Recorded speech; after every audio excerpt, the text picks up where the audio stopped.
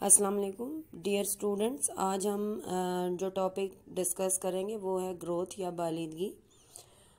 Growth या बालिदगी के ऊपर जो सवालात बोर्ड में आते हैं 2 नंबर के हवाले से, जैसे डिफ़ाइन ग्रोथ यानी बालिदगी की तारीफ़ बयान कीजिए, या what is meant by growth या बालिदगी से क्या मुराद है। इसमें हम जो पॉइंट्स लिखते हैं 3-4 पॉइंट्स वो स्टार्ट होते हैं। इसके सबसे पहला पॉइंट है मीनिंग, यानी बालिदगी का मतलब या बालिदगी का अमल जो है उसका मतलब क्या है। तो बालिदगी का मतलब है बढ़ने का अमल, या ग्रोथ का मीनिंग है टू ग्रो। यानी आप सबसे पहले डिस्कस करेंगे कि बालिदगी से मुराद बढ़ने का अमल है, यानी growth is related with the meaning to grow. उसके बाद दूसरा जो इसका पॉइंट आएगा वो है ड्यूरेशन, या जिसको हम दौरानिया कहते हैं। दौरानिया से मुराद ये है कि इसका जो स्टार्ट है या उसका आगाज़ कब होता है और ये स्टॉप या उसका इख्तिताम किस वक्त होगा। बालिदगी या ग्रोथ जो है उसके स्टार्ट होता है from the formation of zygote, यानी फर्टिलाइजेशन ऑफ एग से ये प्रोसेस शुरू होगा, और इसका एंड जो है वो at the time of adolescence, यानी नौबलूगत के अहद जब स्टार्ट होगा तो वहाँ पर ये रुक जाता है। यानी आप दूसरे लफ्ज़ों में आप कह सकते हैं कि इसका आगाज़ इस तकरार हमल से होता है और वो नौबलूगत के अहद पे जाकर मुकम्मल हो जाता है ये प्रोसेस। उसके बाद जो तीसरा पॉइंट इसका है वो है चेंजेस टेक्स प्लेस, यानी इसके अंदर जो तब्दीलियाँ रूनुमा होती हैं इस प्रोसेस में, बालिदगी या ग्रोथ के प्रोसेस में जो तब्दीलियाँ रूनुमा होती हैं वो कौन कौन सी हैं। इसमें आप कहते हैं कि सिर्फ क्वांटिटेटिव चेंजेस जो हैं वो इसके अंदर पाई जाती हैं। यानी बालिदगी का अमल एक ऐसा अमल है जिसमें सिर्फ कमियती या मिकदारी तब्दीलियाँ रूनुमा होती हैं, और उन तब्दीलियों का मुताला बआसानी किया जा सकता है, क्योंकि ये सारे क्वांटिटेटिव मतलब ऐसी तब्दीलियाँ जिनको हम मैयर कर सकते हैं या नाप सकते हैं। अब उसके बाद इसकी टाइप्स को डिस्कस करेंगे कि कितनी इकसाम है इसकी। इसमें सबसे पहली किस्म है इंक्रीज इन हाइट, यानी कद का बढ़ना। इंसान जैसे जैसे फर्टिलाइजेशन ऑफ एग या इस्तकरार हमल से उसकी फॉर्मेशन स्टार्ट होती है, सेल्स में डिवीजन होगी। पहले बॉडी के डिफरेंट पार्ट्स डेवलप होते हैं प्री नेटल पीरियड में, और जब पोस्ट नेटल पीरियड आता है तो फिर उसके बाद आहिस्ता आहिस्ता जो जो मंथ्स ईयर्स गुजरते हैं तो इंसान का कद बढ़ता है, और ये अमल उसके नौबलूगत के हद तक जारी रहता है। दूसरा जो इसका मेन टाइप है दैट इज़ इंक्रीज और डिक्रीज़ इन वेट, यानी आप कहते हैं कि वज़न में इजाफ़ा होना। ज़ाहिर है शुरू में तेज़ी से इजाफ़ा होता है और बाज़ औक़ात किसी वजह से वज़न में कमी भी वाक़या हो सकती है।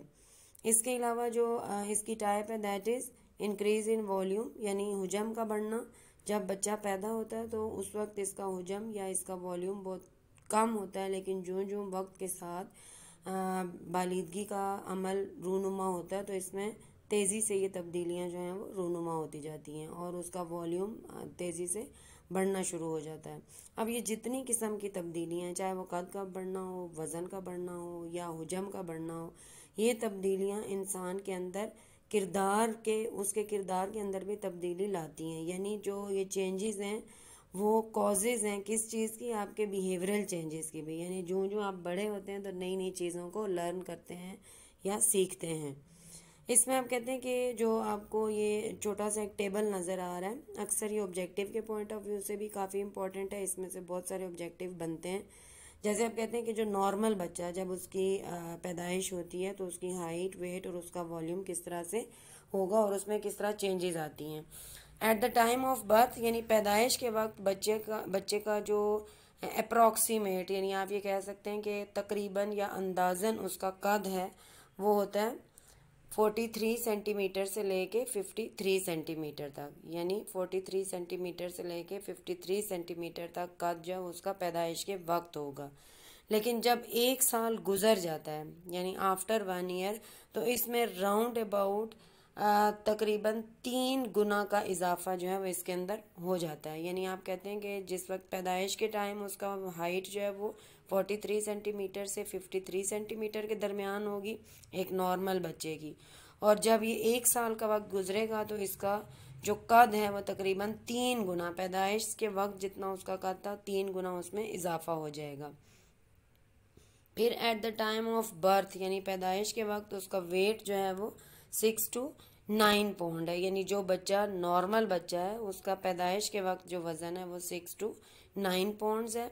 लेकिन आफ्टर 1 ईयर, 1 साल के बाद उसमें भी इजाफा तकरीबन 3 गुना होता है और वो 3 गुना बढ़ जाता है। यानी आप कह सकते हैं कि कद और वज़न जो है वो 1 साल के बाद बच्चों में 3 गुना इजाफे के साथ उसमें आप कहते हैं इंक्रीज़ होती है। और ये चीज़ उसके लिए फिर ज़ाहिर है जो जो वो बड़ा होगा तो उसमें काम करने की सलाहियतें भी उसके साथ साथ बढ़ेंगी। फिर उसके बाद आता है वॉल्यूम या हुजम। ये भी एज के साथ इसमें भी इजाफा होता है तेज़ी से, और आप कहते हैं कि इस इजाफे की वजह से बच्चों में काम करने की सलाहियत जो है वो भी बढ़ जाती है। तो ये आपका बेसिकली आप कहते हैं कि ये जो चेंजेस हैं ये सारी की सारी, या अगर पेपर में इस पे क्वेश्चन आता है कि right a note on growth या डिफाइन ग्रोथ, तो उसमें आपने ये सारे पॉइंट्स, यानी पहले आप उसके बारे में बताएंगे कि उसका जो है वो मीनिंग क्या है, फिर मानी को डिस्क्राइब करने के बाद उसका ड्यूरेशन लिखेंगे, और उस ड्यूरेशन के बाद जो चेंजेस हैं उनके बारे में डिस्कस किया जाएगा, और फिर बाद में आप उसकी टाइप्स के ऊपर लिखेंगे। यानी ये तकरीबन 2 नंबर का सवाल आपका कंप्लीट हो जाएगा, और इन तमाम चीज़ों को आपने 1 बाय 1 प्रॉपरली एक्सप्लेन करना होगा। नेक्स्ट जो हमारा क्वेश्चन है वो सवाल नंबर 2, वो है बालिदगी के अवामिल बयान कीजिए या describe different factors of growth. यानी आपने इसके अंदर फैक्टर्स ऑफ ग्रोथ या बालिदगी के अवामिल के ऊपर नोट लिखना है। बालिदगी के तकरीबन 5 अवामिल हैं या 5 फैक्टर्स हैं जो इफ़ेक्ट होते हैं या बालिदगी को मुतासिर करते हैं। उसमें सबसे पहला जो है वो है जो डिफरेंट चेंजेस डेवलप होती हैं इनसाइड द इंडिविजुअल, या आप ये कहते हैं कि तगय्युर। और ये तगय्युर से मुराद ये है कि जब बच्चा, जैसे प्री नेटल पीरियड आप कहते हैं कि इस तकरार हमल से उसकी फॉर्मेशन शुरू होती है, तो उसके अंदर उसकी बॉडी तेज़ी से ग्रो करती है, फिर पोस्ट नेटल पीरियड में उसकी ग्रोथ मज़ीद तेज़ हो जाएगी। ये वो चेंजेस हैं जो एक इंडिविजुअल में डेवलप होती हैं, और फिर इन काबिल पैमाइश तब्दीलियों, यानी ऐसी चेंजेस जो कि मयरेबल हैं, जिनको हम बआसानी मयर कर सकते हैं, और वो किरदारी तब्दीलियाँ होती हैं, और उनका ताल्लुक आपकी फ़िज़िकल ग्रोथ यानी आपकी जो जिस्मानी ग्रोथ है उसके साथ होगा, और इसके साथ साथ वो आप में मुख्तलिफ काम करने की सलाहियत को भी बढ़ाती हैं। अब नंबर 2 जो फैक्टर है that is capability of an individual, या आप ये कहते हैं कि इंसान की जो एक किसी फ़र्द की अहलियत में इजाफा होना।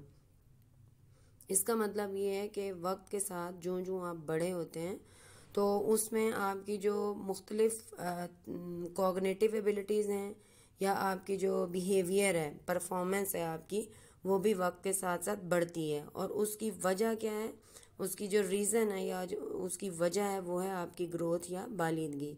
यानी इससे जो बालिदगी है इससे इंसान में उसके सोचने की सलाहियत यानी कॉग्निटिव एबिलिटीज़, उसके काम करने की या किरदारी सलाहियत, या आप दूसरे लफ्ज़ों में परफॉर्मेंस एबिलिटीज़ जो हैं वो इसकी अहलियत या इसकी काबिलियत या इसके काम करने के जो अंदाज़ है उसमें बेहतरी लाती हैं, तब्दीली लाती हैं, और इस तरह से वो तेज़ी से तरक्की करता है। इसका जो तीसरा फैक्टर है दैट इज़ एवरीडे फंक्शनिंग, यानी उसकी जो डेली लाइफ है, रोज़मर्रा के जो वज़ाइफ हैं उसमें भी क्या होता है, चेंजेस आती हैं, और जो जो वक्त गुज़रता है तो ये बालिदगी जो है ये आपकी डेली रूटीन या रोज़मर्रा के वज़ाइफ में तब्दीली लाने का बायस बनती है। इसकी एग्जांपल इस तरह से है कि जब बच्चा छोटा होता है तो वो किसी भी काम को, जैसे पेंसिल को पकड़ना या पानी से भरी बाल्टी को पकड़ना, उसके लिए पॉसिबल नहीं होता। लेकिन जो जो उसकी बॉडी ग्रो करती है, बढ़ती है, बालिदगी की वजह से उसके कद में, उसके वज़न में, उसके हुजम में इजाफा होता है, तो उन तब्दीलियों के साथ ये इन कामों को करने का अहल होता है। इस तरह उसके रोज़मर्रा के वज़ाइफ जो हैं उनमें या उसकी जो डेली फंक्शनिंग है उसमें बेहतरी आती है। जिस तरह छोटे होते हुए वो अपने बहुत सारे काम दूसरे लोगों पर डिपेंड करता था कि वो उसको करके देंगे, जैसे कपड़े पहनने के पॉइंट ऑफ व्यू से है, या खाना खाने के हवाले से है, राइटिंग के हवाले से है, किसी हैवी चीज़ को उठाना। लेकिन जो जो वो बड़ा होगा तो उसमें अपने तमाम काम करने की सलाहियत जो है वो बढ़ती है, और वो सलाहियत जो है वो किस वजह से बढ़ती है? बालिदगी की वजह से। और फिर वो इस काबिल होता है कि वो अपने रोज़मर्रा के कामों में दूसरों की मदद के बगैर उनको प्रॉपर तरीके से परफॉर्म कर सके। इसमें आप कहते हैं जो इसका चौथा फैक्टर या जो उसका चौथे अवामिल में चौथे नंबर पे आता है वो है इंसान के अंदर होने वाली डेवलपमेंट, और या उसको हम नशोनुमा कहते हैं। अब इसमें जितनी किस्म की भी नशोनुमा है, यानी चाहे वो ज़हनी है, मजहबी है, अखलाकी है, सकाफ़त के हवाले से, कल्चरल, मुआशरती है, ये सारी तरह की नशोनुमा या बालिदगी जो है वो क्या करती है, आपकी सीखने की सलाहियत को बढ़ाती है। और उसमें चाहे वो किसी मेंटल एबिलिटी के बारे में, या आप ये कहते हैं कि मज़हब के हवाले से, अखलाकियात के हवाले से, सकाफ़त के हवाले से, मुआशरत के हवाले से जो भी चीज़ें सीखता है, और सीखने की सलाहियत जब वो इंक्रीज़ होती है डे बाय डे, जो जो आपकी उम्र बढ़ती है, क्योंकि उसमें आपकी जो बालिदगी है वो आपके सीखने की सलाहियत में इजाफा करती है। इसका जो पांचवा फैक्टर है वो है इन्फ्लुएंस ऑफ हेरिडिटी, आप कह सकते हैं, या हेरिडिटिकल एस्पेक्ट आप कह सकते हैं, विरासती पहलू। और इसमें आप कहते हैं जो बालिदगी है उसमें इंसान की विरासत बहुत इम्पोर्टेंट रोल प्ले करती है। आपने देखा होगा कि जैसे पेरेंट्स का कद अगर लंबा है तो बच्चों का कद भी लंबा होता है। इसी तरह से अगर वालिदैन जो हैं उनका हुजम या वॉल्यूम ज़्यादा है, या उनकी आप कहते हैं कि वज़न ज़्यादा है, तो मैक्सिमम अक्सर औकात आप देखते हैं कि बच्चे भी अपने पेरेंट्स के साथ ही मिलते जुलते या रिजेंबल करते हैं, यानी उनकी क्वालिटीज़ या कैरेक्टरिस्टिक्स इनमें पाए जाते हैं। तो विरासत बेसिकली क्या है कि जो मुख्तलिफ हमारे आबाओ अजदाद के औसाफ हैं, या जो हमारे फोर फादर्स के डिफरेंट आप कह सकते हैं कि उनकी जो कैरेक्टरिस्टिक्स हैं या उनकी जो एबिलिटीज़ हैं या क्वालिटीज़ हैं वो हमारे अंदर ट्रांसमिट होती हैं थ्रू हेरिडिटिकल फैक्टर या हेरिडिटी या विरासत की मदद से। तो बालिदगी एक ऐसा प्रोसेस है जिसमें विरासत जो है वो अहम किरदार अदा करती है। विरासत जितनी स्ट्रॉन्ग या बेहतर होगी उतनी बालिदगी का अमल भी बेहतर होगा और तेज़ी से रूनुमा होगा। अब अगर हम ये देखते हैं तो 2 नंबर का सवाल इस पे आता है कि बालिदगी के अवामिल बयान कीजिए या describe different factors of growth. तो उसमें आपने ये 5 फैक्टर्स, जिसमें आपकी डिफरेंट चेंजेस जो डेवलप होती हैं किसी इंडिविजुअल में, यानी तगय्युरात जो पैदा होते हैं, इसके अलावा जो उसकी एबिलिटीज़ हैं, जो काबिलियतें हैं, जो अहलियतें हैं, उनमें इजाफा होना, फिर उसकी जो रोज़मर्रा ज़िंदगी है, एवरीडे लाइफ, उसकी फंक्शनिंग, उसके किरदार में बेहतरी, वो भी बालिदगी की वजह से आती है। इसी तरह से मुख्तलिफ़ किस्म की जो लर्निंग एबिलिटीज़ हैं या सीखने की सलाहियतें, चाहे उनका ताल्लुक किसी भी शोबा है ज़िंदगी से हो, उसमें जो बालिदगी है वो बहुत अहम किरदार अदा करती है। इसी तरह से विरासत जो है वो भी बालिदगी में बहुत इम्पोर्टेंट रोल प्ले करती है। इन सारे फैक्टर्स को आपने 1 बाय 1 इसी तरह से लिखना होगा। अब इसमें ये जो 2 क्वेश्चंस हैं, ये इन दोनों के ऊपर आपने मेजर आप कह सकते हैं कि एक हाईलाइट ओवरव्यू दिया गया है। इनको आप थोड़ी सी डिटेल के साथ इन्हीं पॉइंट्स को डिस्क्राइब करते हुए अपने वर्ड्स में इनके ऊपर आप नोट्स लिखेंगे अपने अल्फाज का इस्तेमाल करते हुए। आप बुक का भी मुताला करें, इंग्लिश वाले इंग्लिश की किताब और उर्दू वाले उर्दू की किताब, और फिर उसके बाद इन नोट्स को और उस बुक के मटेरियल को देखते हुए आपने इन दोनों सवालों के ऊपर अपना आंसर लिखना है और एक असाइनमेंट तैयार करनी है। उम्मीद है कि आपको ये बातें समझ आ गई होंगी, लेकिन अगर इसके बावजूद कोई भी प्रॉब्लम हो, कोई चीज़ समझ ना आए, तो आप जो है वो कमेंट बॉक्स में मुख्तलिफ सवालात जो हैं वो पूछ सकते हैं। अल्लाह हाफिज़।